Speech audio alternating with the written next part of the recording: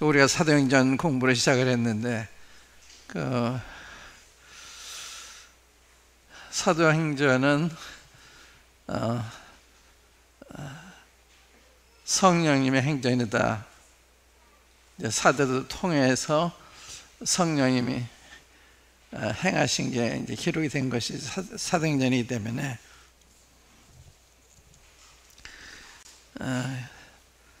성령의 행전이라고 이렇게 말씀하는데, 이 사도행전은 초대교회가 세워져서 첫 30년간의 기간에 이루어진 일들을 기록한 거예요.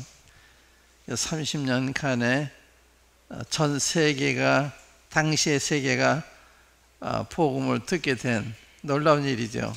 그 당시 교통사정을 보거나 이럴 때 사도 바울이 예루살렘에서 로마까지, 아시아를 거쳐서 저 유럽 로마까지 또 스페인까지 이렇게 복음을 널리 전파를 했는데 어떻게 그럴 수가 있었을까? 성령님의 능력이죠.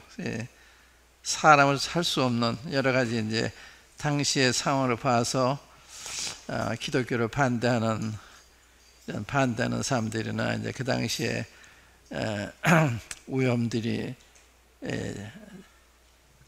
긴 여행을 하게 되면 위험들이 많이 있었고, 또 기독교를 반대하는 이러한 반대도 있었기 때문에 그렇게 순탄한 중에 먼 거리를 그렇게 왕래하면서 복음을 전할 수 있었던 것이 아니었기 때문에 생각할수록 놀라운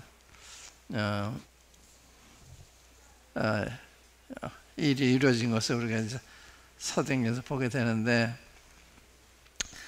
사도행전 1장에 보면 1장 8절에 오직 성령이 너에게 임하시면 너희가 권능을 받고 예루살렘과 온 유다와 사마리아와 땅까지 이른 내 증인이 되리라 하시고 하늘로 승천하셨어요. 그 말씀만 하시고, 다시 말하면 앞으로 어떻게 주님의 일을 해야 될 것인지, 복음 어떻게 전해야 되고, 교회를 어떻게 세워야 되고, 교회에 관계된 구체적인 일을 어떻게 수행해야 되느냐 한마디 말씀 안 하셨어요. 성령 한 분한테 부탁하고 가신 거다 이 말이에요. 그래서 성령 한 분을 통해서 이제 모든 일에 인도를 받도록 이렇게 하신 것이기 때문에 성령님에게 모든 비중이 달려있는 우리의 신앙생활, 교회 생활에 있어서 모든 비중이 성령님한테 달려있다. 한 분한테. 그런데 이제 그래서 이제 그 사도행전 28장까지 이렇게 놀라운 역사가 놀랍게 이루어졌는데, 우리도 그렇게 생각하고 있나 하는 게 이제 우리 자신한테 질문할 수 있는 거죠. 우리가 성령님에게 모든 비중을 두고 살고 있나, 개인적으로나 교회적으로나. 이제 이게 우리가 사도행전 공부하면서 돌아볼 수 있는 거라고 생각을 하고요. 그러니까 이제 사도행전에 보면 성령님이 어떤 분이시고 왜 오셨고 또 어떠한 일을 하셨는지 이런 걸 이제 보게 되기 때문에 성령님이 된 걸 알려면 사도행전 읽어보면 알 수 있다. 성령이 얼마나 놀라우신 분인지 사도행전 읽어보면 알 수 있는. 그 다음에 교회는 어떻게 운영이 되어야 되는지 그것도 사도행전 읽어보면 알 수 있고, 또 전도는 어떻게 해야 되나, 선교는 어떻게 해야 되나, 이게 좀 사도행전에 다 기록이 되어 있는 거예요. 그러니까 전도의 지침서, 교회의 지침서, 선교의 지침서 여기 다 있어요. 그런데 이걸 떠나서 선교들을 하고 전도들을 하고 하니까 이제 문제가 많이 있는 거거든요. 이게 이 말씀을 통해서 이 말을 통해서 선교를 하지 않아요. 예를 들면 여기에 보면 그 선교에서 모금 운동 같은 거 하나도 없거든요. 모금. 사도 바울이 이제 예루살렘 교회 가난한 성도들을 위해서 모금하긴 했지만 선교를 해서 모금한다든지 그런 일은 하지 않았죠. 근데 이제 그런 일례를 쓰자면 선교는 주님만 의지하면 되는데 사람이 개입해서 선교 전략을 짠다든지 뭐 등등 이런 게 전부 성경의 성령님의 능력을 잘 모르기 때문에 혹은 과소평가하기 때문에 그렇게 되는 게 아닌가 이렇게 생각이 되고요. 그래서 지난 시간에는 주님이 부활하신 다음에 40일 동안 세상에 머무시면서 자기 사신 것을 제자들한테 확인시켜 주시는 일을 하셨다. 왜 그렇게 하셨냐? 주님의 부활이 그렇게 굉장히 중요하다고 주님이 보신 거예요. 그러니까 우리에게 있어서도 신앙생활에 있어서 주님의 부활을 깨닫는 거, 부활을 확실히 아는 거, 믿는 거, 이게 대단히 중요하다 이거죠. 이제 그것이 확실하지 않으면 우리 신앙생활 많이 이제 흔들리게 되죠. 그러니까 베드로 같은 훌륭한 분도 주님을 부인하잖아요. 왜? 죽을까봐. 예수님 따라간 불이익을 당하니까 예수님 같이 있었잖아요. 부인하잖아요. 베드로 같은 분도 부인해요. 그런데 성령이 임하신 다음에 베드로가 얼마나 담대한지 주님을 죽인 사람들 앞에 나타나서 마치 이스라엘 공회 앞에 나타나서 여러분들이 예수님 죽였는데 하나님이 살리셨습니다. 이래 우리의 증인입니다. 서슴지 않고 얘기를 해요. 성령님에 대해서 그래도 대강점 이렇게 말씀을 들으면 좋겠다 이렇게 생각하고서 이제 사도행 두 번째 시간으로 혹은 주님이 강조하신 것 가운데 하나가 주님 부활하신 거, 이걸 40일 동안 걸쳐서 여러 가지 확실한 증거로 친히 살아나심을 저희들이 만나셔서 직접 만나서 얘기하심으로 확인해 주셔서 40일 동안 왜 그렇게 하셨냐 그걸 말씀을 드렸고요. 그래서 그 사복음서의 주님의 부활에 대한 장을 다시 읽어보시면서 제가 확인하면 좋겠다 이런 말씀을 드렸고요. 사도행전 1장 한번 열어보세요. 본문을 먼저 읽고요. 3절 말씀이 이제 부활에 대한 거 아니에요. 3절 보시면 해받은 후에 또한 저희에게 확실한 많은 증거로 논박할 수 없는, 부정할 수 없는 그러한 증거로 친히 사심을 나타내서 40일 동안 저희에게 보이시며 하나님 나라의 일을 말씀하시니라. 그 다음에 이제 오늘 우리가 공부할 주제인데 4절에 사도같이 모이사 저에게 분바에 가라사대 예루살렘을 떠나지 말고 내게 들은 바 아버지 약속하신 것을 기다리라. 요한은 물로 세례를 베풀었으나 너희는 몇 날에 못되어 성령으로 세례를 받으리라 하셨느니라. 저희가 모였을 때 예수께 묻자 가로되 주께서 이스라엘 나라를 회복하심이 이때니까 하니 가라사대 때와 기한은 아버지께서 자기의 권한에 두셨으니 너희 알 바 아니요 오직 성령이 너희에게 임하시면 너희가 권능을 받고 예루살렘과 온 유대와 사마리아 땅 끝까지 이르러 내 증인이 되리라 하시니라. 이 말씀을 마치시고 저희 보는 데서 올려가시니 구름이 저를 가리워 보이지 않게 하더라. 올라갔을 때 제자들이 자세히 하늘을 쳐다보고 있는데 흰 옷 입은 두 사람이 저희 곁에 서서 가로되 갈릴리 사람들아 어찌하여 서서 하늘을 쳐다보느냐. 너희 가운데서 하늘로 올리우신 예수는 하늘로 가심을 본 그대로 오시리라 하였느니라. 이제 여기서 우리가 보기 원하는 것은 주님이 성령을 한 번만 약속하시고 그냥 가셨다 이 말이에요. 딴 얘기 안 하시고 이제 앞으로 세계 전도를 해야 되나, 세계 선교, 세계 전도를 해야 되고 또 교회를 세워야 되고 교회를 세우면 집사도 세워야 되고 장로도 세워야 되고 또 은사를 따라 해야 되고 여러 가지 교회에 대한 진리들이잖아요. 한마디 얘기 안 하신 거예요. 그러니까 성령은 한 번만 약속하시고 떠나신 거예요. 그러니까 성령 한 번 의지하면 다 된다고 보신 거죠. 그분이 장로 세우는 거, 집사 세우는 거, 은사대로 행하는 거, 징계하는 거, 헌금하는 거 전부 다 성령님이 가르쳐 주시는 거기 서신서에 다 나타나 있거든요. 그러니까 많은 문제들이 성령을 통해서 답을 얻을 수 있다. 그걸 전제하셨다, 이런 이야기 좀 드리는 거예요. 그러니까 성령님이 얼마나 중요하신 분이냐, 얼마나 주님이 중요하시게 생각하시고 성령님을 부탁하셨느냐, 그걸 말씀드린 거예요. 알아들으시겠어요? 성령이 그렇게 중요한 거예요. 우리 신앙생활에, 우리 교회 생활에 전반에 있어서 그렇게 중요한 게 성령님이시다 이 말이에요. 근데 여기 보면 이제 예루살렘 떠나지 말고 기다려라, 그리고 떠나셨어요.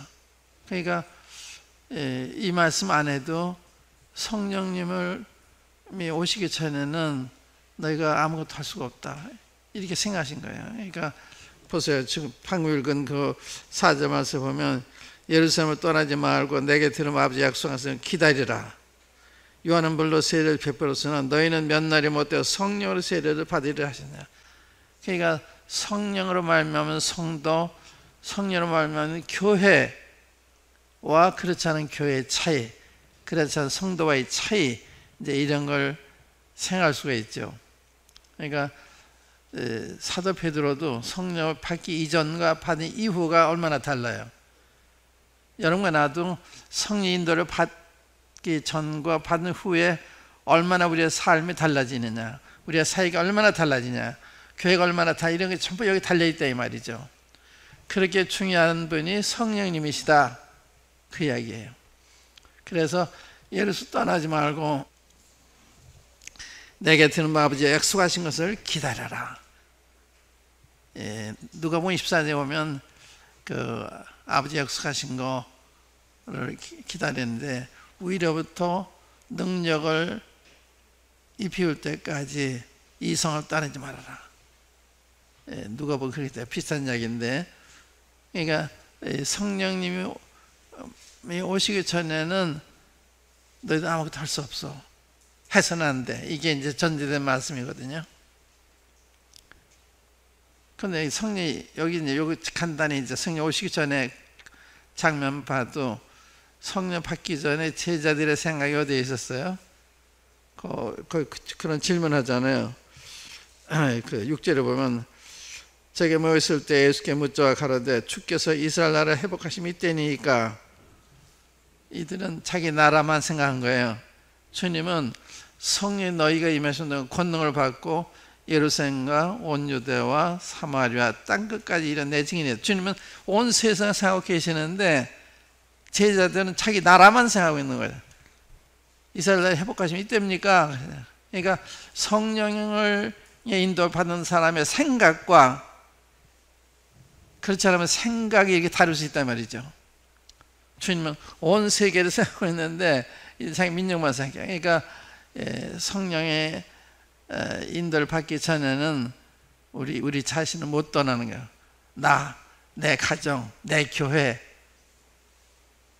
우리나라 교회, 나와 관계 있는 거, 우리와 관계 있는 거 못 벗어나는 거예요. 성령님이 우리 역사하실 때 그 밖을 내다볼 수 있고 관심을 가질 수 있고 거기에 헌신할 수가 있고, 그런데 그렇다 이런 말씀. 그러니까 상당히 다르죠. 벌써 제자들이 생각이 자기 나라밖에 모르잖아요. 주님은 온 세상 생각하고 계시잖아요. 차이를 아시겠어요? 딴 것까지 지금 생각하고 계시는데 제자들은 그 생각 못 하잖아요. 그렇기 때문에 성령님의 오심을 기다리는 게 얼마나 중요하냐, 성령의 인도를 받는 것이 얼마나 중요하냐 하는 것을 의미하는 것이다, 그 이야기입니다. 그럼 성령은 어떤 분이냐? 성령은 그 삼위일체 하나님 한 위시죠. 위라고 그러죠. 하나님은 세 분이 한 하나님 이루고 있어요. 그래서 삼위일체라고 그러잖아요. 삼위일체. 하나님 아버지, 하나님 아들, 하나님 성령, 이 세 분이 한 하나님이 이루고 있는 거예요. 그러니까 하나님 한 분인데 그 안에는 세 분이 계신 거예요. 역할이 달라요. 우리가 구약에도 보면요, 구약 창세기 보면 하나님이 가르사대 우리의 형상대로 우리가 사람 만들고 우리라 그러잖아요. 구약에도 복수의 하나님이라 우리는 복수형 아니에요. 또 내가 누구를 보내면 누가 우리를 위해 갈고 이사야 6장에도 그 우리라고 있잖아요. 내가 누구를 보내면 누가 우리 위해 갈고 우리.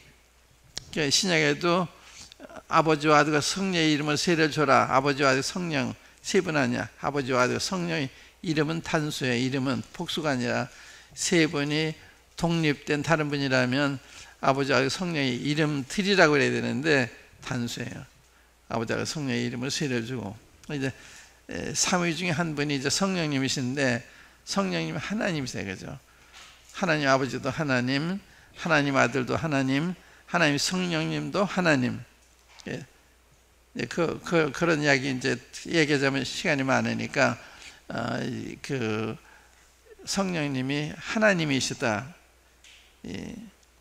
하나님은 그 지정의를 가지고 계시잖아요. 지정의, 인격을 말할 때 지정의가 있어야 인격으로 보게 되는데 아는 거, 느끼는 거, 뜻하는 거, 이 지정의. 그러니까 성령이 똑같은 걸 가지고 계신 거예요. 그래서 성령님 하나님이시다. 그건 나중에 필요하면 말씀을 드리려고 하고요. 성령님은 삼위일체 중에 한 하나님이다. 성령 하나님. 그럼 어떤 하나님이냐 이게 중요하잖아요. 하나님을 아는데 하나님이 어떤 하나님이냐 여기 오해가 많아요. 하나님에 대해서도. 유대인들은 율법주의 하나님, 심판하는 하나님 이것만 생각했지 은혜의 하나님, 사랑의 하나님을 잘 몰랐잖아요. 그러니까 어떠한 하나님을 알고 있느냐에 따라서 우리 인격도 영향을 받아요. 하나님이 사랑의 하나님을 알게 되면 그 사랑을 본받게 되고 사랑의 감화를 받게 되는데 하나님 공의 하나님이다. 이게 공의 하나님이 되고 이제 사랑하는 이 속성이 다 겸비하고 계신 분입니다만은 한쪽만 알면은 사랑은 희생을 당해요. 이 공의만 적용하면 무서운 사람이 되는 거예요. 경찰서 같은, 검사 같은. 근데 우리 집은 검사가 아니거든요. 우리 집은 변호사 같은 분이죠. 우리를 변호하시고 우리 옆에서 우리를 도와주는. 그래서 성령님은 이제 요한복음 우리가 보면 알겠습니다만은 보혜사라 그래요. 보혜사. 보혜사라는 말은 변호사, 대언자 혹은 성경에서는 보혜사라고 합니다. 보호하시고 은혜 베푸는 분, 보혜사. 그래서 영어로 보면 comforter, 또 어떤 사람 helper, counselor 이렇게 이제 번역이 돼요. 번역 현상에 따라서 도와주는 분, 또 위로하시는 분, 또 상담해 주시는 분 이렇게 이제 이렇게 성령의 이름인데 그래서 이 성령님의 이름을 가지고도 성령님이 이런 분이시구나 하는 걸 이제 우리가 알 수가 있는데 우리 요한복음 14장 한번 열어볼게요. 요한복음 14장.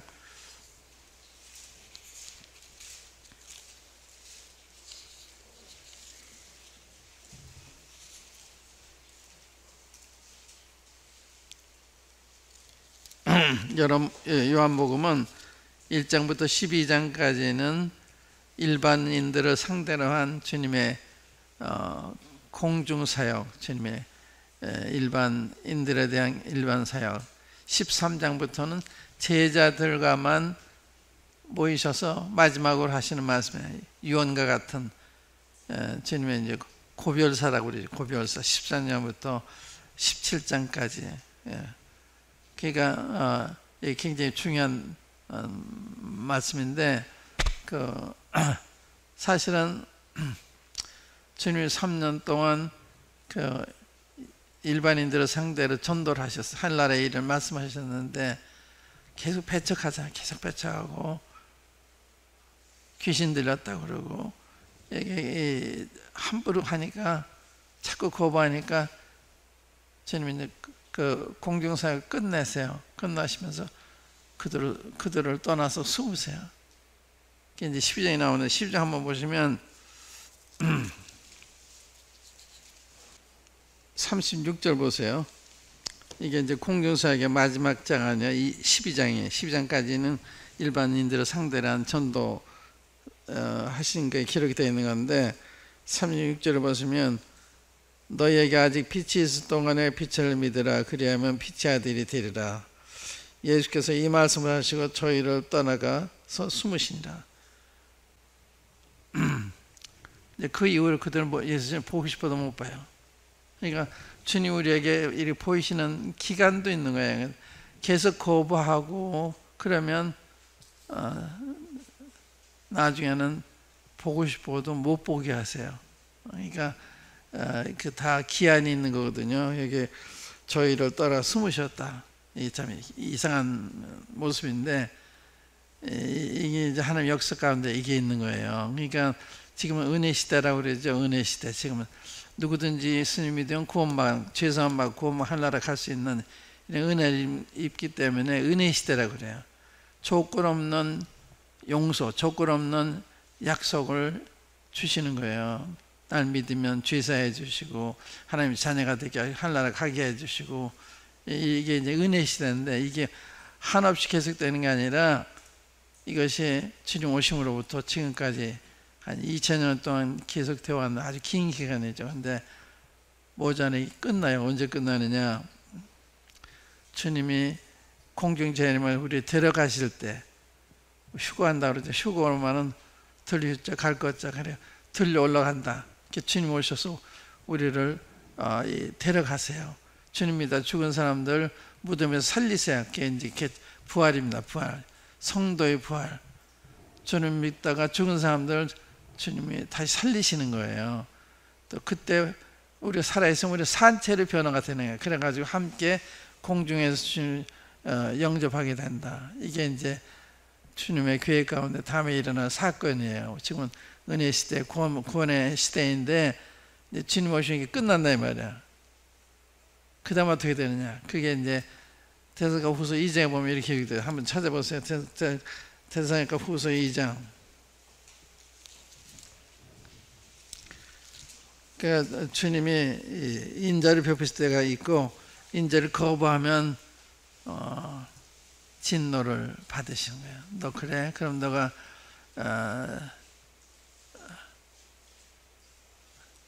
은혜를 거절하면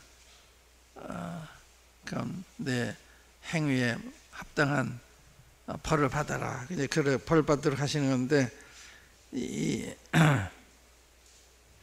2장 9절을 보시면 악한 자의 마음은 이게 적그리스도가 악한 자의 마음은 사단의 역사를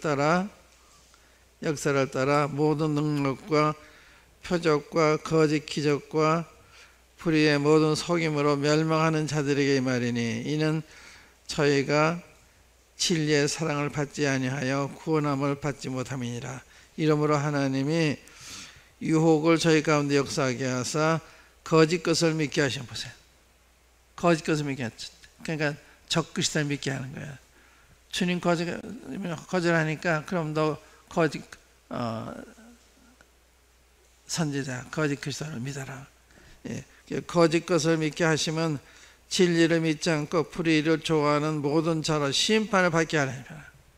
지금 어떻게든 구원하려고 그러는데 그때는 못 믿게 하시는 거예요. 지금은 지금 오라 그러는데 그때는 와도 너 못 믿게 하시는 거예요. 안 받아들이신 거예요. 예, 그래 지금 이제 유대인들에게 있어서 저희들 떠나가서 숨으셨다. 호산나 찬송이라도 하는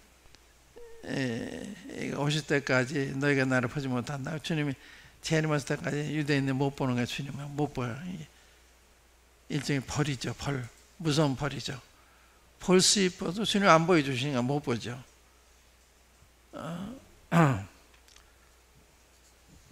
근데 14장 이후는 주님이 이제 제자들만 따로 모이시고 제자들만 따로 모여서 필요한 위로의 말씀, 권면의 말씀, 경고의 말씀, 또 그들을 위한 기도, 이것이 이제 17절까지 기록이 되어 있는데 14장이 가장 중요한 것이 성령님 보내시겠다.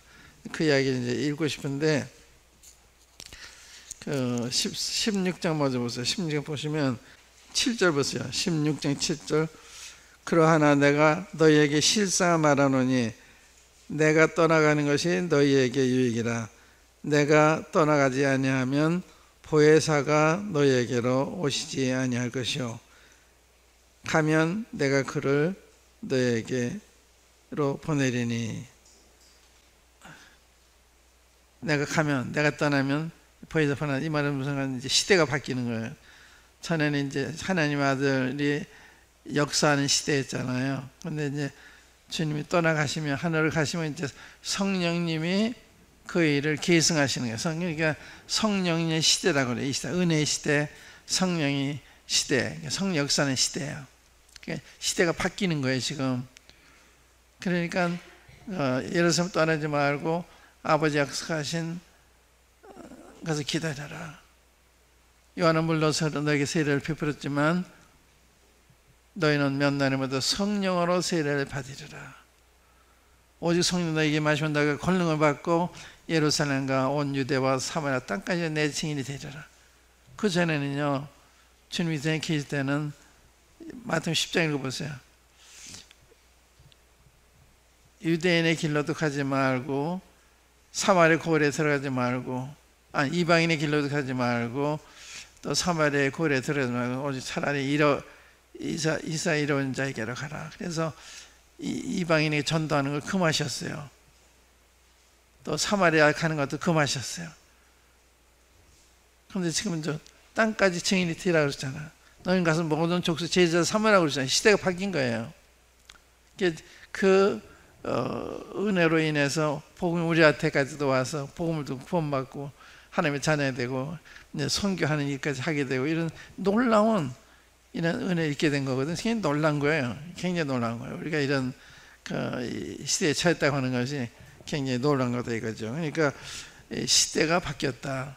성령 시대다. 이제 주님 역사하는 시대가 아니라 주님이 성령님을 통해서 역사하시는 거예요. 그러니까 내가 떠나가는 유익이다. 내가 떠나가지 않으면 보혜사가 오시지 않는다. 내가 가면 그를 보내리니. 주님이 이제 성령님이 주님이 하시던 일을 계승해서 그 일을 계속 하시는 것이죠. 근데 이분이 누구시냐? 이제 14장 보시면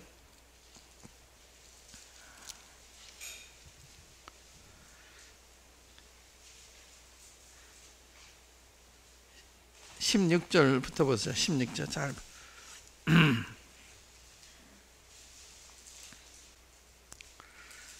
내가 아버지께 구하겠으니 그가 또 다른 보혜사를 너에게 주사 영원토록 너희와 함께 있게 하시리니 저는 진리의 영이라 세상은 능히 저를 받지 못하나니 이는 저를 보지도 못하고 알지도 못함이라. 그러나 너희는 저를 아나니 저는 너희와 함께 거하시며 또 너희 속에 계시겠습니다. 이게 여기 놀라운 말씀이에요.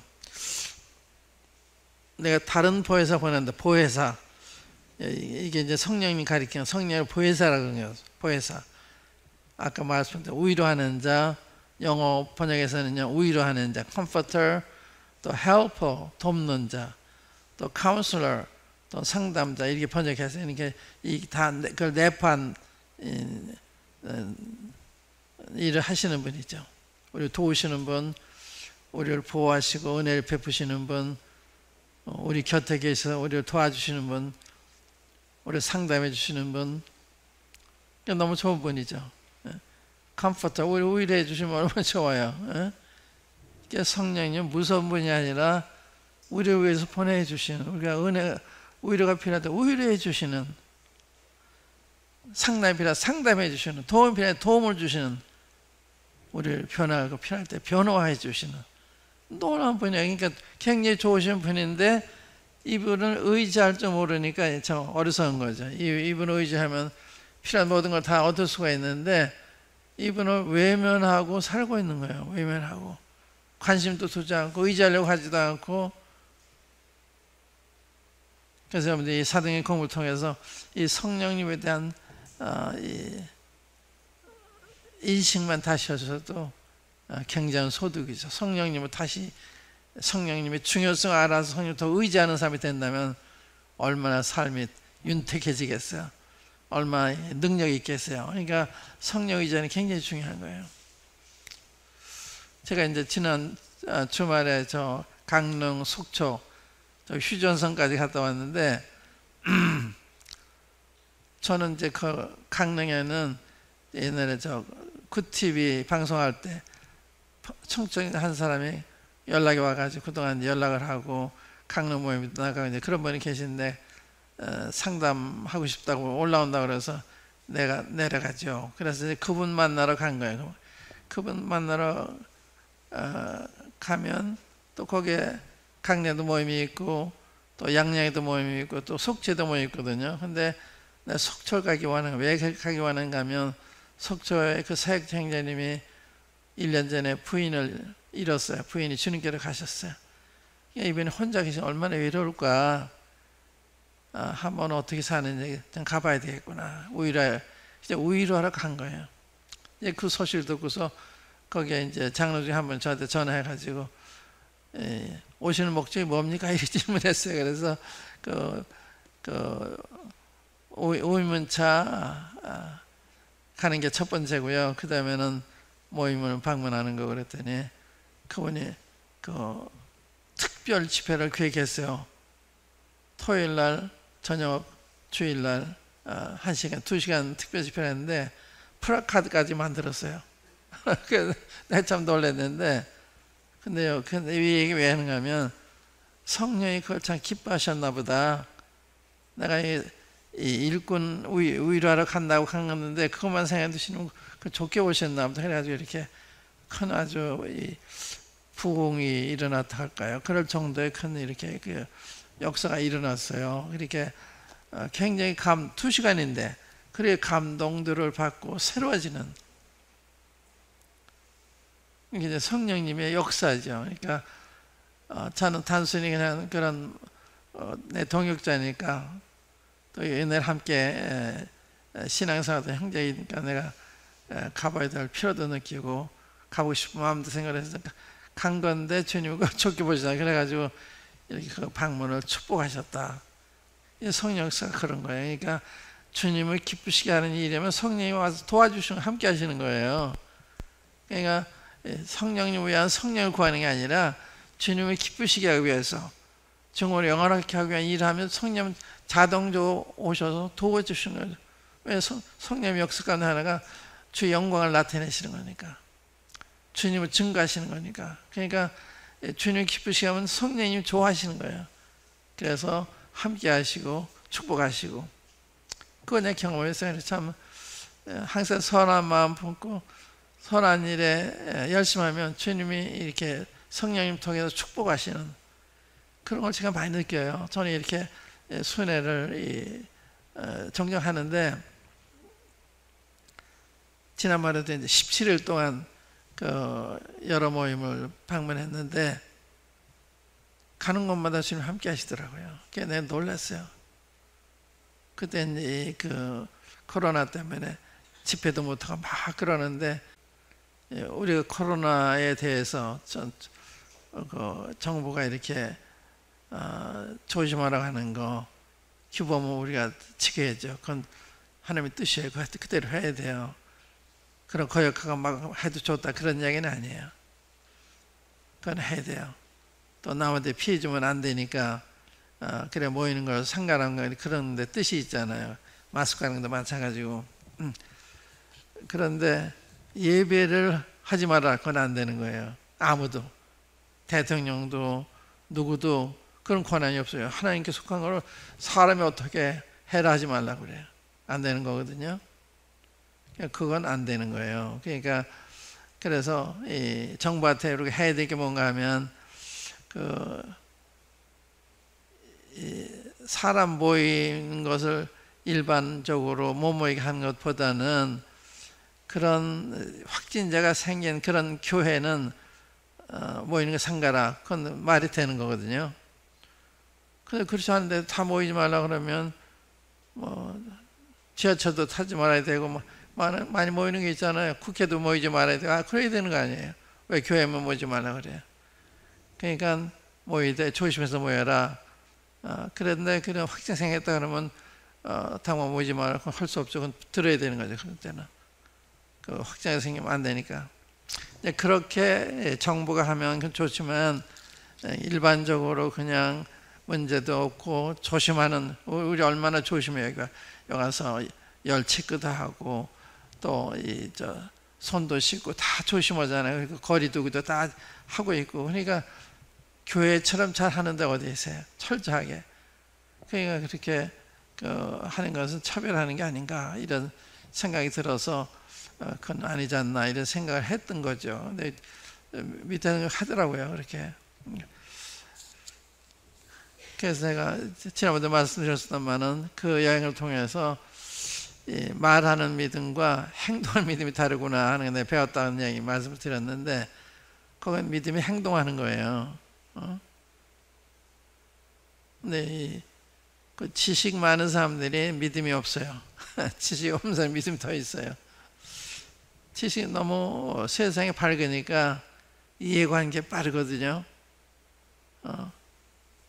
벌금문 내더라 그러니까 이제 그쪽을 더 생각하는 거예요. 이제 신앙은 그런 게 아니죠. 이게 주님 앞에서 옳으냐 그러냐 이제 이런 데서 우리 이제 행동 결정하는 건데, 근데 이제 여기 그 성령님에 대해서 지금 내가 아버지께 구하겠으니 그가 또한 다른 보혜사, 보혜사에 대한 사명, 성령님을 보혜사라고 그랬다. 보혜사. 여기 다른 보혜사라는 말은 주님이 보혜사예요. 그러니까 그 요한일서 2장 1절에 보면 누가 죄를 범하면 우리에게 대언자가 있으니, 아버지 앞에 대언자가 있으니 우리 주 예수 그리스도시라. 예수님은 대언자라고 해요. 똑같은 말이에요. 보혜사라는 말이에요. 그러니까 주님이 대언자시고 우리 성령님이 다른 대언자, 다른 보혜사, 보혜사 번역했습니다만은 좋으신 분이죠. 성령님은 좋으신 분, 우리에게 정말 필요하신 분. 그 잘 이제 이름을 보세요. 다른 보혜사를 너에게 주사 영원토록 너희와 함께 있게 하시리니, 여기 영원토록 함께 있게 하시다. 이게 놀라워요. 영원토록. 구약시대에는 영원토록 계시지 않아서 성령님이 그 왕을 기름 부을 때, 제사장을 세울 때, 이럴 때 이제 성령이 임하세요. 또 특별한 목적으로 왜 성령님이 임하셨다가 또 떠나세요. 오셨다 떠나셨는데, 신약시대 성령님은 한 번은 좀 안 떠나세요. 영원토록 함께 있게 한다. 그래서 다윗이 성령님은 나한테 걷어가지 마십시오 하는 그런 기도가 필요 없는 거예요. 영원토록 함께 하시다 그랬으니까 주님 이런 약속해 주셔서 감사합니다 그래야죠. 영원토록 함께 하시니까 안 떠나신 거예요. 주님이 그렇게 약속하신 거예요. 은혜의 약속이죠. 사랑의 약속이에요. 그러니까 조건적인 약속이 아니라 주님의 일방적인 사랑의 약속, 영원토록 함께 있게 하겠다. 얼마나 좋아요. 잠깐 계시다가 떠나시면 그렇잖아요. 우리가 이 세상에서 부모와 사다 부모 떠나시면 함께하지 못하잖아요. 결혼해서 배우자 함께 살다 한쪽이 떠나면 함께하지 못하잖아요. 그런데 주님은 그게 없는 거예요. 영원토록 함께하겠다. 사람은 죽으면 이게 자꾸 바뀌는 거예요. 근데 하나님은 그 죽음이 없잖아요. 영원토록 함께하다. 이게 참 좋은 거다. 또 17절에 보면 진리의 영이다. 저는 진리의 영이다. 이게 중요한 말씀입니다. 성령님은 진리의 영이라는 말은 하나님 말씀 대로 인도하시는, 말씀을 거역하는 성령님은 안 계세요. 그러니까 성령 역사는 하나님 말씀과 맞느냐 그러면 그게 맞는 그 진리의 영의 역사예요. 성령 말씀을 틀리는데 성령 인도하셨다는 그 거짓말이 되는 거예요. 진리의 영이기 때문에 진리 외에 다른 데로 인도를 안 하시는 거죠. 하나님 말씀을 떠나서 인도하신다든지, 예를 들면 내가 믿지 않는 사람하고 결혼하려고 하는데 주님이 인도하셨다. 그건 거짓말이 되는 거예요. 주님 그런 일에 인도하시잖아요. 진리의 영이라는 말은 그런 말이다. 하나님의 말씀과 어긋나게 인도하는 영이 아니시다. 성령 역사하시면 말씀을 따라 인도하시는, 진리형이란 말 참 좋죠. 진리형. 그 다음에 세상 등이 저를 받지 못하나 이는 저를 보지도 못하고 알지도 못함이라. 그러나 너희는 저를 아나니 저는 너희와 함께 거하시며 또 너희 속에 계시겠습니다. 우리 속에 계신다. 그리스도인의 표시입니다. 이게 로마서 8장 9절에 보면 누구든지 그리스도의 영이 없으면 그리스도의 사람이 아니라. 크리스찬의 정의는 성령이 무엇이 있느냐 없느냐 여기에 있는 거예요. 복음을 깨달았느냐 못 깨달았느냐 거기에 있는 게 아니야. 복음을 깨달을 수 있죠. 그게 크리스찬을 만드는 게 아니야. 성령님 내 안에 들어오셔야 되거든요. 그래서 너희가 믿음에 있는 건 너희가 시험하고 너희가 확증하라. 예수 그리스도께서 너희 안에 계신 줄 너희가 스스로 알지 못하느냐. 그럼 너희는 버리운 자다. 그러니까 성령 우리 안에 계신 것이 이게 그리스도인의 정의다. 그리스도인이 아니냐 하는 것을 판가름하는 거다. 그래서 누가 거듭났는지 아닌지 이걸 아시려면 성령이 들어오셨나 그걸 확인하시면 돼요. 성령 들어오시면 어떻게 아느냐. 세 가지를 질문할 수 있어요. 하나는 하나님 말씀을 사모해요. 그리고 깨달아요. 어린애가 태어나면 살아나오면 엄마 젖을 찾죠. 왜? 살았기 때문에 배고프거든요. 젖달라고 우는 거예요. 그래서 거듭나서 하나님 말씀을 사모하지 않는다. 그럴 수는 없는 거예요. 그래서 거듭나서 하나님 말씀을 사모하고 그 맛을 알아요. 죽은 아이는 엄마 젖을 물려줘도 찾지도 않고 맛도 모르고. 죽은 아이가 산 아이는 천지 차이죠. 죽은 아이는 꼼짝 못하고 호흡도 안 하고 말도 못하고 젖달라고 울지도 못하고. 그러나 산 아이는 안 그렇죠. 호흡하죠. 움직이죠. 젖달라고 울죠. 그래서 거듭나면 이 영생의 이론이 아니에요. 실제 생명입니다. 그렇기 때문에 영생의 양식인 하나님 말씀을 사모하게 되는 거예요. 주의 말씀이 맛이 어찌 그리 단죠. 내 입술에 꿀송보다 더하다 소리가 이렇게 되는 거예요. 어린애가 엄마 젖을 얼마나 꿀송이 같아요. 겁나서 하나님만 그런 거예요. 그러니까 하나님 말씀에 대한 꿀송이 같이 이렇게 달고 사모하는 마음이 없으면 문제가 있는 거예요. 생명이 있는데 젖에 관심이 없다. 먹는 데 관심이 없다. 그런 거 없어요. 다만 살아있긴 한데 건강이 나빠서 식욕을 잃을 수는 있어요. 그러나 이런 식욕이 있다가 나중에 잃는 건 몰라도 처음부터 식욕이 없었다 문제가 있는 거죠. 그 첫 번째. 두 번째는 우리가 저를 안으로 하고 계명을 시키지 않으면 거짓말하는 거다. 요한에서 2장 3절. 하나님을 안다고 하면서 계명을 지키지 않으면, 하나님의 말씀을 지키지 않으면, 순종하지 않으면 거짓말하는 거예요. 하나님 알고도 하나님을 왜 안 지켜요? 그게 복이 되는 건데. 그러니까 하나님 알면 그 말씀을 순종하기 원하게 되는 거예요. 하다가 못하는 수는 있지만 하고 싶은 거예요. 해야 된다고 생각해요. 왜 이게 복이 되는 거니까. 하나님 모를 땐 그렇게 복이 되는지 아닌지 잘 몰라서 그렇지만 하나님 안다면 하나님이 너무 좋으신 분이고 성령의 진리인 것을 알고 말씀대로 하면 복이 되고 말씀 안 하면 해가 되고 하는 게 아니기 때문에 말 순종하게 되는 거예요.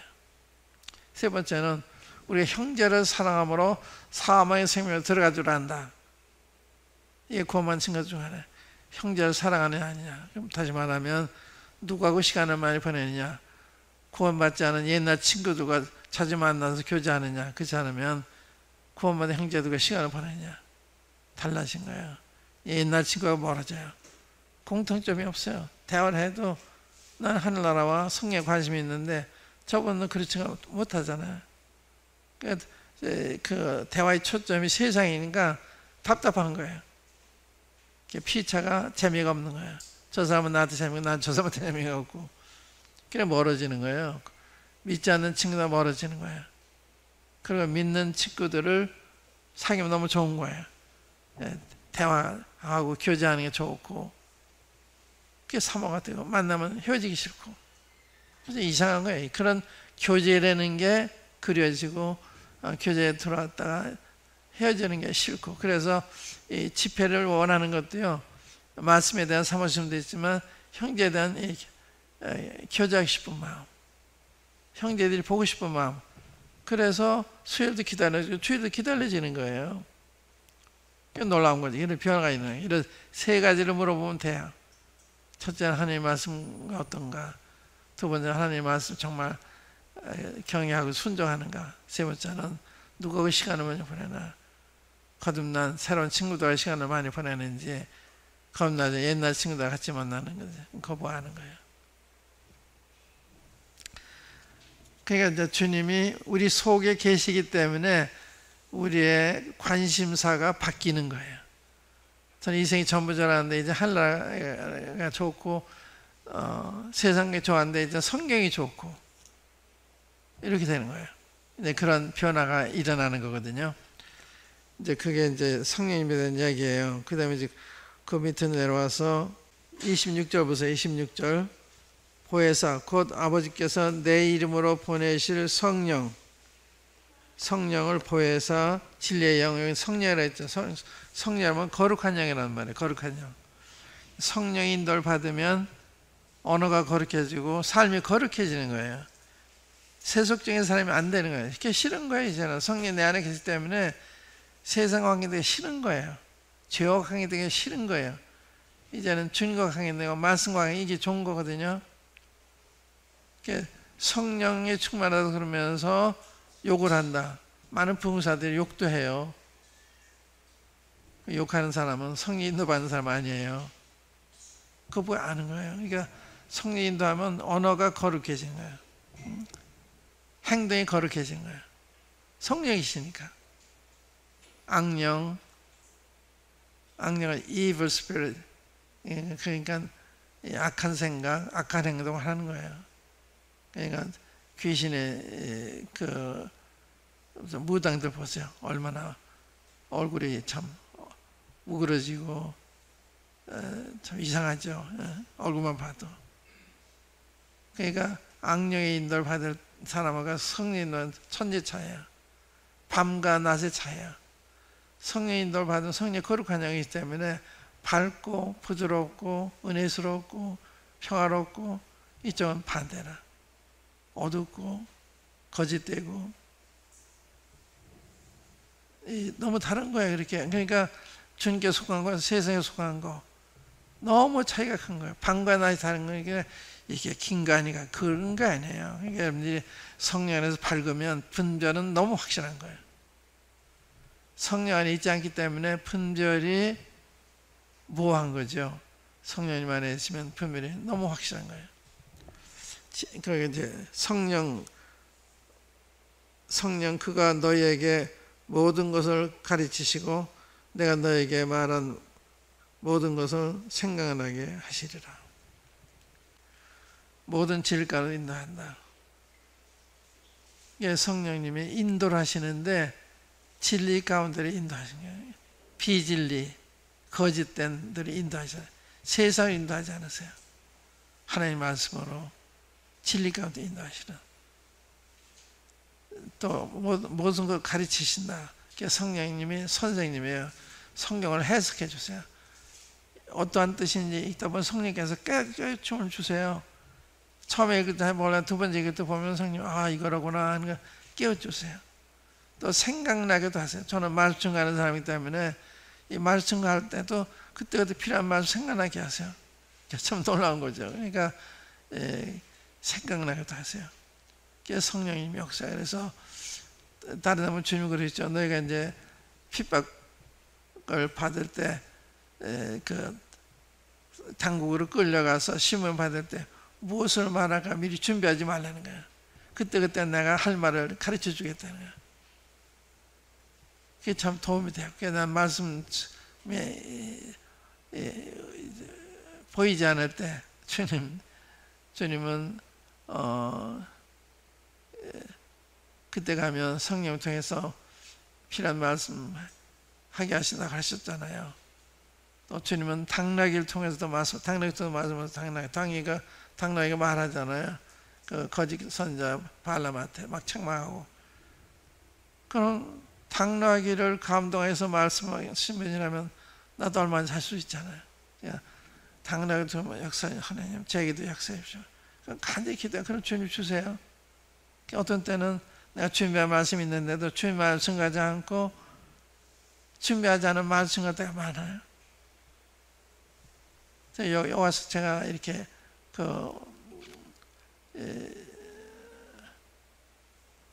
금요일날 교환을 만들어 가져왔는데 그렇게 제가 못하잖아요. 전 크게 그런 교재 만들려고 하면 저는 부담입니다. 교재 만들 수는 있는데 그대로 못하니까.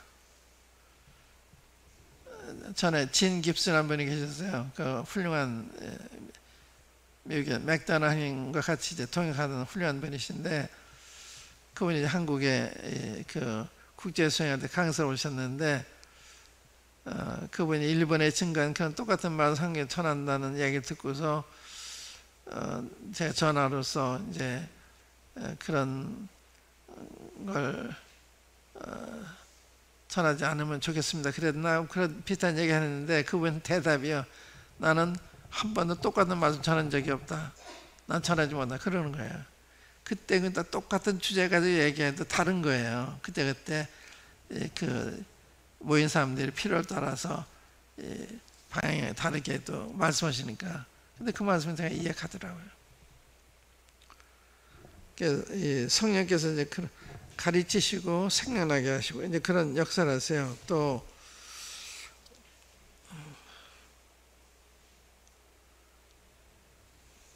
이제 15장에 보시면 15장 끝부분에 26절에 내가 아버지께로서 너에게 보낼 보혜사 곧 아버지께로서 나오시는 진리의 성령이 오실 때 그가 나를 증거하실 것이요. 이게 성령님 주님을 증거하시는 그래서 내 증이 된다면 그래서 사도행 읽어보시면요 베드로가 이렇게 복음전하는데 주님에 대한 이야기 많이 다 주님에 대한 이야기합니다. 그러니까 성경 이야기를 하되 성경 말씀 가운데 주님과 관계된 이야기를 하는 거예요.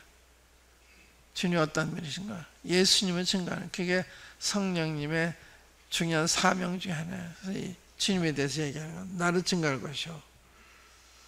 또 16절에 보시면 7절에 그러나 내가 너에게 실사 말하노니 내가 떠나가는 것이 너에게 유익이라. 내가 떠나가지 아니하면 보혜사가 너에게로 오시지 아니할 것이요 가면 내가 그를 너에게 보내리니 그가 와서 죄에 대하여 의에 대하여 심판에 대하여 세상을 책망하시리라. 죄에 대하여라면 저희가 나를 믿지 아니하며 이 성령님 세 가지 세상과 관련 세 가지 일을 하시는 것이 죄에 대해서 책망하시는 거예요. 우리 사도행 2장 읽어보면 베드로가 예수님을 주와 그리스도가 되게 하셨다. 너희들 못 본 예수님을 주와 그리스도가 되게 하니까 사람들이 마음이 찔려가지고 형제들 어찌하고 그랬잖아요. 주님 안 믿었단 말은 주님을 거역했단 말 같은 거예요. 그러니까 자기들이 거역한 주님이 주와 그리스도가 됐다고 그러니까 겁이 난 거예요. 죄에 대해 증거하시잖아요.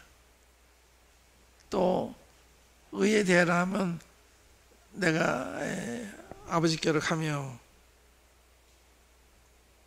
아버지께로 너희가 다시 나를 보지 못하며 이게 무슨 뜻이에요?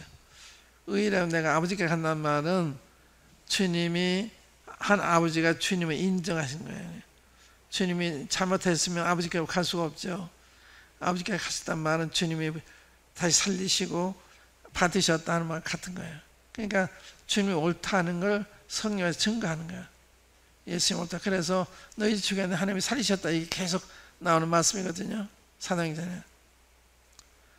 그러나 심판에 대하면 이 세상 임금 심판받아요. 이 세상 임금이 누구예요? 사탄을 이 세상 임금이라는 거예요. 이 세상을 통치하는 건 사탄이에요. 아세요? 또 이 세상 신이라고도 그랬어요. 이 세상 신. 세상 사람들이 신을 여기는 게 마귀라. 세상은요 마귀가 더 가까워요. 하나님보다 더 가까웁니다. 근데 죄인이기 때문에 그 마귀 하는 게 더 받아지는 거예요. 더 가까이 이해가 되고 받아지는 거예요.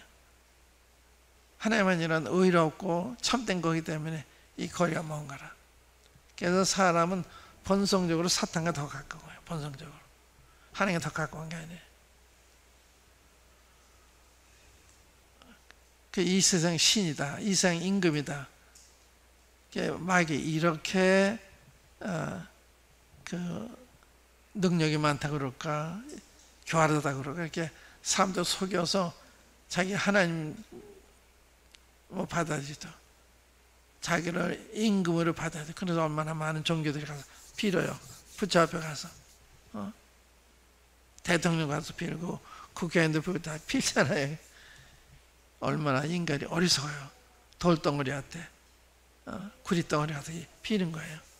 어떤 구렁이한테 이런 성신에 대해서. 사람이 그렇게 어둡고 어리석고 그런 거예요. 이게 사람이 훌륭하다는 게 성경 알면은 다른 거예요. 내가 예를 들어서 세계적인 역사학자들이 많잖아요. 좋은 분들이 많은데 물론 훌륭한 분들이죠. 그들 과소평가는 아닌데, 그런데 그분의 역사 승을 보면 하나님에 대한 얘기 안 해요. 성경에 대한 얘기 참고는 해요. 참고적으로 얘기를 하는데 하나님이 주가 돼야 되는 거예요. 성경이 주가 돼야 되는 거예요. 역사 쓸 때. 안 그렇거든요. 그러니까 하나님 모르니까 저럴 수밖에. 학자로서 연구는 많이 했지만, 그럴듯한 좋은 이야기는 많이 했지만, 그러나 이 하나님 편에서 보고 얘기한 건 너무 다른. 제가 지난 금요일에 말씀드렸나요? 역사의 사관이라는 게 있잖아요. 역사 어떤 눈으로 보느냐, 어떤 관점으로 보느냐, 이게 역수관이거든요. 근데 여긴 두 가지가 있어요. 하나는 인간의 측면에서 보는 거하고, 역사를 하나의 측면에서 보는 거하고. 그래서 제가 수 놓는 거를 비교했죠. 수 놓는데 여인이 방석을 수 놓는데 밑에서 보면 시력이 얽혀서 도대체 이게 뭐냐 이해가 안 가는 거예요. 위에서 보면 아름다운 무늬가 만들어져 가잖아요.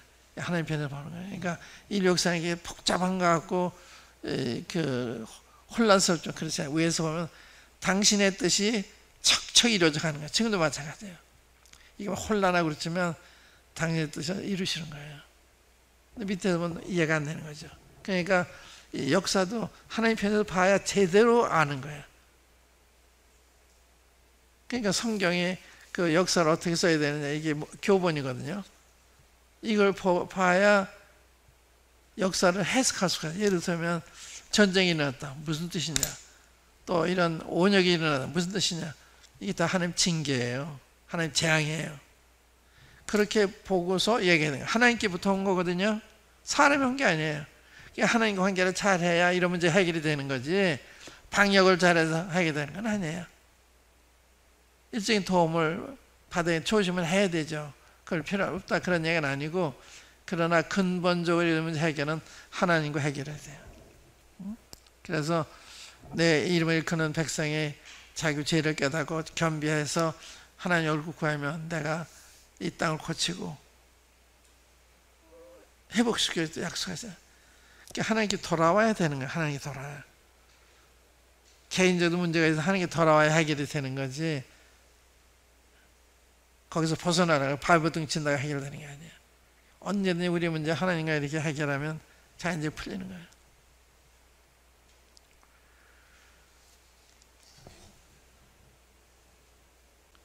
또 12절부터 오시면 16장 12절이에요. 내가 아직도 너희에게 이를 것이 많으나 지금은 너희가 감당치 못하리라. 주님 말씀하되 이해를 못하는 거예요. 이게 성령 오신 다음에 얘기하시겠다 이거죠. 그러하나 진리의 성령이 오시면 그가 너희를 모든 진리 가운데로 인도하시리니 그가 자유로 말하지 않고 오직 듣는 것을 말하시며 장래의 일을 너희에게 알리시리라.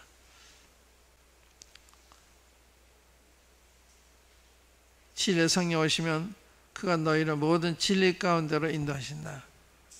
그래서 우리가 이렇게 말씀대로 모으려고 하는 게 이게 놀라운 거예요. 대개는 이 교단에 성경 교단이 없어요. 여러분 저 훌륭한 언더우드라든가 참 훌륭한 분들 존경하고 고맙게 여기는 분들인데, 그들이 성경 배경으로 왔다기보다는 장로교 배경으로, 감리교 배경. 그러니까 하나님 말씀 가지고 하되 그 교단에서 믿는 바대로 전하는 거예요. 예를 들면 장로교에서는 세례도 그 약식 세례 하잖아요. 성경 아니잖아요. 그러니까 장로교 교리는 이야기하는데 성경 교리는 이야기하는 거죠. 그런 차이, 예를 들면 그렇다 이 말이에요. 그러니까 성경 배경으로 와서 예수 좋았을 텐데 성경이 이게 교리니까 이게 전체가. 근데 장로교에서는 약식을 하니까 그걸 배워서 그대로 전하게 되니까 이제 약식을 하는 거예요. 감리교도 마찬가지고. 성령에 대해서도 이제 그 교단에서 하는 것 같은 걸 이야기하게 되잖아요. 그러나 성경을 배경으로 와야 되잖아요. 뭐가 같은가 하면요, 이제 아이가 이제 초등학교 들어가면 1, 2, 3, 4를 이렇게 쓰는 그 노트가 있죠. 그 공책에 1, 2, 3 그 보기를 해놓고 그걸 보고 쓰라 그러잖아요. 그러니까 일자 이렇게 일자 쓰잖아요. 근데 똑같이 쓰잖아요. 조금 비듬면 쓰게 돼요. 근데 두 번째 쓸 때 보기를 보고 써야 되는데 자기가 쓴 걸 보고 쓰는 거예요. 그러니까 좀 더 삐뚤어져요. 그 다음에 또 쓰면 또 삐뚤어져요. 그래서 나중에 한일자가 되는 거예요. 그러니까 항상 성경을 보고 써야 되는데 우리도 마찬가지로 우리 선배들 요즘 뭐 브래드랜 얘기만 하는데 브래드랜 보고 쓰는 거 아니에요. 그 훌륭한 분이나 존경하고 참 주님 쓰신 분들이 사실인데 그분들이 완전하지 않죠. 그렇기 때문에 그분들 보고 쓰면 안 되고 성경 보고 써야 되는 거예요. 근데 브래드랜이 우리 조상인 것처럼 얘기들을 해요. 브래드랜이 조상이에요? 성경에 브래드랜이 어디 있어요? 그래 안 되는 거예요. 그러니까 그렇게 따지자면 브래드랜이나 장로가 하면 다 똑같은 거죠. 성경을, 그러니까 우리는 성경 말씀을 따라 모이잖아요. 성경 보고 성경 뭐라고 말씀해 이렇게 해야 되는 건데 브래드랜들이 어떻게 했냐? 그걸 보고 결정하는 거 아니에요. 그러면 자꾸 비스듬히 가게 되는 거예요. 이게. 굉장히 훌륭한 분들입니다.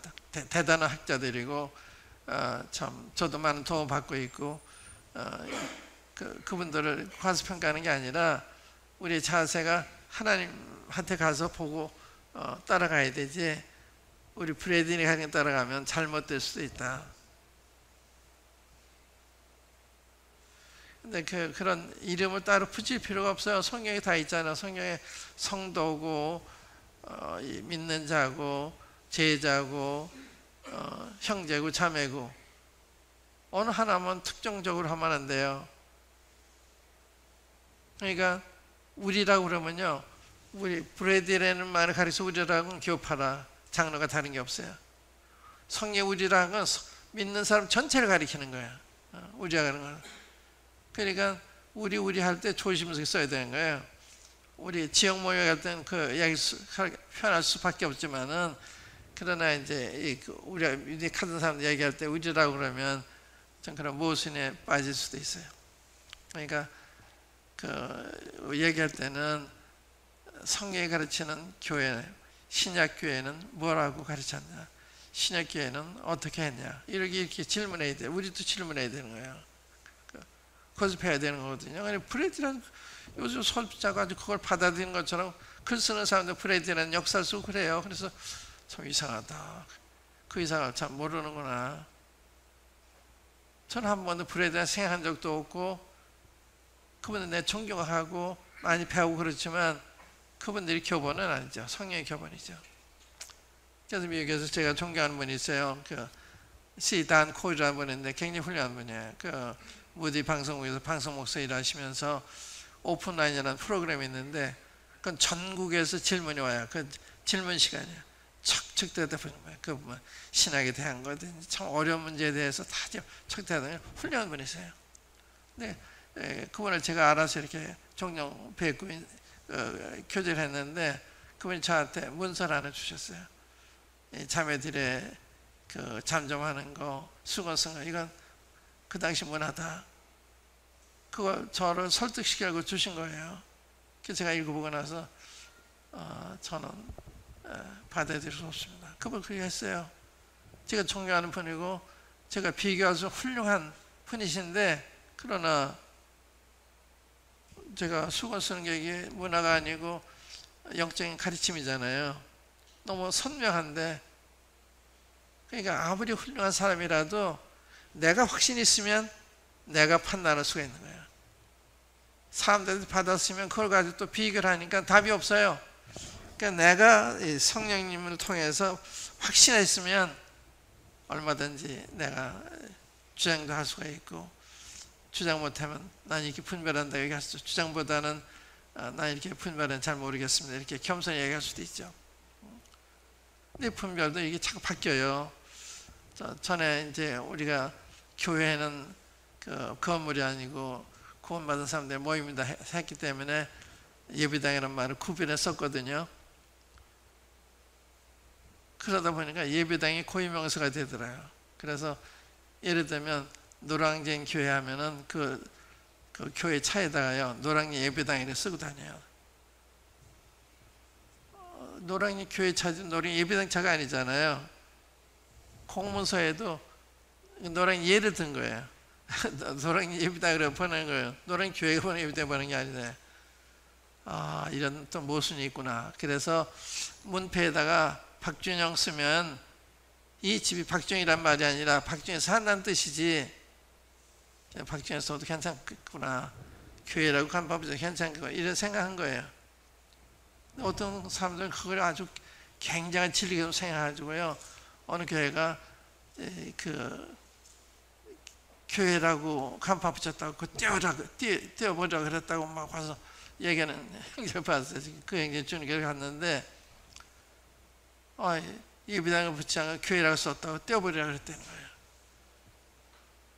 그러니까 내가 거기 그 자리에서 우리 분별이 변하더라, 우리의 분별은 절대적이 아니더라, 언제 이렇게 생각이 되는데 이걸 이렇게 하다 보니까 이런 폐단이 또 생기더라, 교회를 써도 괜찮겠더라, 그게 바뀌는 거예요. 그게요. 그러니까 너무 구태하고 그렇게 할 게 아니라 이해가 필요한 거죠. 우리의 분별은 절대적이 아니에요. 그러니까 우리 분별도 조심조심 얘기해야 되고, 내 생각이 이런데 잘못인지 모르겠습니다, 이럴 수 참을 수도 있으니까 내가 이제 그런 겸손하게 얘기할 필요가 있는 거죠.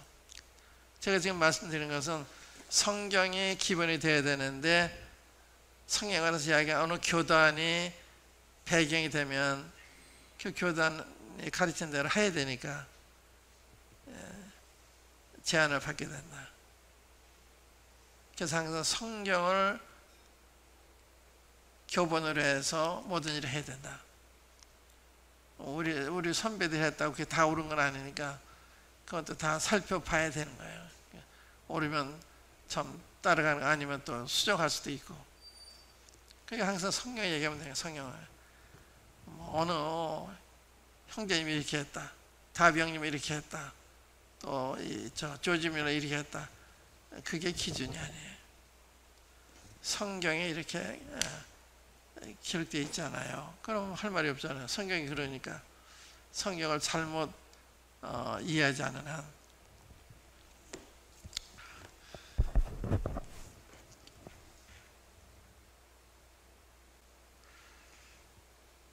또 이게 장래일을 너에게 알리시라. 그게 계시록이 생긴 거예요. 모든 진리 가운데 낸다 그래서 이제 신약 성경이 생긴 거예요. 성령을 통해서 기록된 거 아니에요. 그가 내 영광을 나타내리니 내 것을 가지고 너에게 알리겠습니다. 내 영광을 나타내니, 그러니까 주님의 것을 이야기하는 거예요. 주님과 같게 하는 거예요. 내가 만들어 얘기하는 게 아니라 내 영광을 나타내리니 내 것을 가지고 너에게 알리겠습니다. 우리 아버지께 있는 것은 다 내 것이요 내 것이라. 그러므로 내가 말하기를 그가 내 것을 가지고 너에게 알리리라 하셨느니라. 이게 성령님의 역사가 어떨 것이냐 하는 걸 말씀한 거예요. 그러니까 성령은 보혜사시고 진리의 영이시고 성령이시고 또 우리를 모든 걸 가르쳐 주시고 모든 생각나게 하시고 우리 진리 가운데 인도하시고 또 주의 것을 주님을 증거하는 분이시고 또 주 영광을 나타내시는 분이, 이게 이제 성령님의 기본 역사예요. 이제 이런 걸 잘 알면 여기서 벗어나면 문제가 있는 거죠. 근데 이제 우리 그 사도행전 1장에서 너희들이 몇 날에 모두 성령으로 세례를 받으라. 성령의 세례 먼저 여기까지 말씀드릴게요. 성령의 세례를 받으리라. 그 무슨 뜻이에요? 어떤 사람은 성령의 세례가 계속 반복되는 것을 이야기하는데 그런 것 같지는 않아요. 너희가 몇 날이 못되어 성령의 세례를 받으라. 그러니까 몇 날이 못되는 것은 그때가 40일 때니까 10일 후에 몇 날이 10일이에요. 50대 된 날이 오순절이거든요.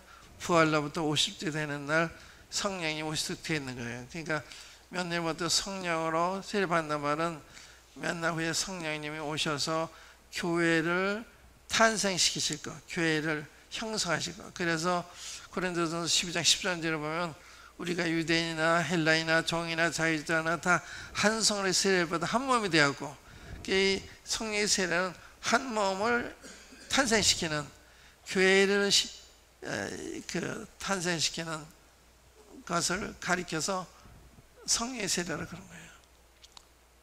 이거는 우리가 성령 받을 때 성령 세례 받는 건 아니고, 거기에 우리는 이제 더해진, 그래서 성령은 주님이 더하시더라, 거기에 add한 거예요. 더하신 거예요. 더하신 거지 성령 세례 받는 게 아니거든요. 주님이 탄생이 몇 년, 몇 월, 며칠에 있었던 것처럼 성령님의 오셔서 교회 탄생도 오순절날 이루어진 거예요. 그래서 교회 탄생일이 오순절날에 성령 오셔서 이 성령의 세례를 통해서 교회를 형성하신 거예요. 그 찾아보고 마치겠습니다. 고린도전서 12장 13절 보세요.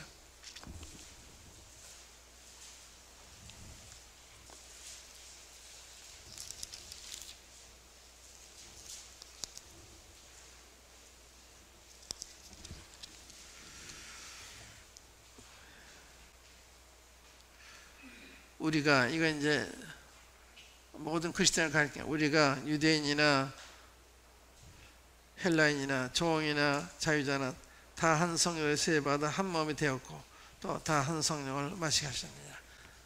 그래서 이 성령에서 교회가 탄생이 됐고 성령을 마심으로 이 교회가 진행이 되는 거예요. 한 성령을 마시는, 한 성령의 인도를 받는 게 그래 중요한 거죠. 성령 세례까지 말씀드리고, 이제 성령의 권세가 뭐냐, 성령의 열매가 뭐냐, 성령의 은사가 뭐냐, 성령 인도하시는 게 뭐냐, 이런 게 전부 성령과 관계된 중요한 주제들인데, 여기 대해서 이제 다음 시간에도 계속해서 주님 인도하시는 말씀을 드리도록 하고요. 오늘은 성령 세례까지만 말씀을 드렸습니다. 이 교회는 오순절날 시작이 됐다, 탄생됐다. 거긴 교회가 없어요. 오순절 시작이 됐기 때문에. 그래서 주님이 마태복음 16장에 보면 내가 이 반석에 내 교회를 세우리니 그러잖아요. I will build my church on this rock. 내가 이 반석에 내 교회 세우리니 I will. 그럼 미래잖아요. 주님이 때에 있던 교회는 세상에 존재하지 않았어요. 오순절날 교회가 시작이 된 거예요. 근데 이 교회와 이스라엘 차이, 하나님의 두 큰 성경 나타난 경륜은 이스라엘에 대한 경륜과 교회에 대한 이 두 가지가 있어요. 이스라엘은 지상 백성이고 교회는 하늘에 속한 백성이고, 이 차이, 축복도 다 차이가 달라요. 근데 이걸 혼동해서 교회가 영적 이스라엘에 이렇게 했죠. 이스라엘 다르고 교회 다른 거죠. 그래서 교회는, 그러니까 이스라엘은 이제 끝났다는 거예요. 주님 십자가 못 박았을 때 저들은 이제 막 흩어져가지고, AD 십자가 흩어져가지고 사방 흩어졌잖아요. 그런데 성경은 그들 자기 고토로 돌아온다 얘기하잖아요. 고토로 돌아왔잖아요. 그러니까 1948년 5월 14일 날 독립했잖아요. 이스라엘이 2000년 전에 죽었던 사람이 살아난 거예요. 기적이죠. 하나님의 말씀이 뜻이니까. 그래서 이스라엘에 대한 경륜이 따라 교회에 대한 경륜이 따라 이게 혼동하면 안 돼요. 그런데 일본 교회가 이스라엘이다, 영적 이스라엘 이렇게 얘기해요. 이스라엘 경륜은 없다 생각. 그렇지 않아요. 이스라엘 지금 살아있잖아요. 저렇게 고토로 돌아와 있잖아요. 그래서 여기서 해석이 얼마나 달라진가 하면, 계시록은 이미 이루어진 과거사를 얘기를 해요. 우리 계시록이 미래에 일어날 일이잖아요. 일본계가 이미 다 이루어진 거예요. 그래서 거기 휴거가 없어요. 칠령 환란도 없어요. 천령 왕국도 없어요. 그런 계속 보면 휴거가 분명하고 칠령 환란이 분명하고 천령 왕국이 분명하고 그걸 다 과거로 생각하기 때문에 부정하는 거예요. 지금 그런 얘기를 하면 사람이 잠꼬대 하는 것도 잠꼬대. 이렇게 엄연히 이스라엘이 존재하고 있고 엄연히 그 환란의 징조가 이렇게 보이고 있고 하는데, 이런 시대에서 계시록을 이미 이루어진 거다. 계시록은 이루어진 적이 없어요. 계시록의 그 사건 너무 어마어마한, 태양이 검게 어두워지고 달이 피같이 되고 별들이 다 하늘에 떨어져, 이게 전부 이게 이런 일이 있을 수가 없다고 생각하는데 이거 다 상징적으로 해석해요. 상징적으로. 근데 지금 상징 해석 안 해요. 문자도 해석하죠. 계시록이 지금 밝아지고 있다 그래. 계시록은 정말 밝아지고 있어요. 그래서 예언이라고 하는 것은 한 시대에 다 설명할 수가 없는 거예요. 이 계시록에 예언의 말씀이 이루어질 때가 가까워지면 이게 저거라고 이렇게 알게 돼 있는 거예요. 마치 아브라함 약속한 때가 가까우면 이스라엘에서 인구가 늘었다. 사도행 7장에. 그러니까 아브라함 약속한 때가 가까우니까 그런 징조들이 나타나는 걸 안 거예요. 그러니까 주님의 재림이 가까우면 재림에 대한 징조들이 나타나는, 이게 저거라는 걸 알게 되는 거예요. 그래서 오늘 우리 그걸 눈을 보고 있기 때문에 지금 계시록이 다 이루어진 거고 예언이 아니다 그러면 잠꼬대 하는 것도 같아요. 현재 그런 일이 일어나고 있는데 이스라엘 독립했잖아요. 그러니까 성경을 잘한다고 하는 게 굉장히 중요한 거예요. 성경을 잘못하면 그건 잘못된 분들을 가르치면 그런 줄 아는 거예요. 무슨 말인지 알겠어요? 계시록이 일본계를 통해서는 이미 이루어진 역사라고 생각해요. 그걸 책 쓴 사람도 있어요. 근데 계시록에 예언하는 게 한 번도 이루어진 적이 없어요. 그 상징적으로 꽤 맞춘 거예요. 상징이 아니라 실제예요. 이제 그 나중에 계시록 더 이야기할 기회가 있겠습니다만은 이것을 확실하는 게 필요해요. 계시록이 앞으로 예언이라고 하는 거 이루어진 게 아니에요. 그러니까 상당히 돼서 해석이 달라지는 거죠. 계시록이 있으면 휴거도 있고 칠령 환란도 있고 천령 왕국도 있고 악인의 심판도 있고 사형의 사탕도 있는데 그게 없는 거예요. 그러니까 우리가 믿는 게 너무 확실한 건데 우리가 확실한 소리 안 내니까 저분들이 그게 진리인 줄 아는 거예요. 우리가 이게 상겨볼 거 아니에요. 그리고서 우리가 틀렸구나. 저분들 얘기만 이렇게 됐는데 우리가 처음 복음 전할 때도 다 이단이라고 했어요. 믿음으로 은혜로 100% 행위로 하나도 관계없다 그러니까 도무지 이해가 안 되는 거예요. 행위를 부정하니까. 지금은 이제 성경적인 사실에 다 받아들였잖아요. 지금 일본교회가 지금 은혜를 구원받고 믿음 구원받고 부정하지 않아요. 내용은 좀 다르지만. 그러니까 우리가 소리를 내면 진리가 이기는데 침묵을 하면 잘못된 가르침이 이길 수가 있어요. 그 얘기 자꾸 들으면 그게 진리인 줄 알잖아요. 그러니까 이스라엘교회에서 이스마엘이 정통이다, 이삭은 서자다 이렇게 가르쳐요. 근데 자꾸 그러니까 성경 모르는 사람들은 이삭은 서자라구나. 우리가 성경 보면 이스마엘이 서자죠. 하갈에서 나왔으니까 서자죠. 리브가에서 나온 게 참 상속자죠. 그러니까 그런데도 성경을 안 가르치면 저들이 가르치는 게 진리인 줄 안 되니까요. 그래서 이스라엘 인구가 얼마나 많아요? 굉장히 많아요. 우리가 침묵을 치고 있는 저들이 이기는 거예요. 그러니까 확실한 소리를 내야 되는 거예요. 아는 걸 진리 얘기해야 되는데 우리가 모르는 게 얘기 안 하고 아는 데도 얘기 안 하고 그러니까 비진리가 세상을 지금 커버하고 있어요. 지금. 비진리가 이겨요. 사회주의 지금 미국 보세요. 미국 얼마나 혼란스러워요. 그러니까 이 진리가 침묵하고 있기 때문에 그런 현상이 일어난다 생각해요. 우리가 확실히 진리 이야기하면 성경과 어긋나간 다 틀린 거예요. 무신론 틀린 거예요. 또 그 동성애 틀린 거예요. 낙태 틀린 거예요. 그런데 그 중요한 걸 주장하는 사람들을 옳다고 따르니까 뭐예요? 성경 따르는 건지 사람 따르는 건지. 동성애라고 어떻게 이게 옳아요? 그걸 주장하는 게 어떻게 옳아요? 그 법으로 만들는 사람들 어떻게 우리가 따라가요? 막아야죠. 그러니까 너무 이런 부분에 있어서 진리의 가치를 모르고 있는 거예요. 그게 세상에 엉망이 되죠. 엉망이 돼가는 거예요. 지금 엉망이 돼가고 있어요. 왜? 여러분 제가 침묵지기이기 때문에. 확실히 얘기해야 되는 거예요. 여기까지 하겠습니다. 한번 기도하십시다.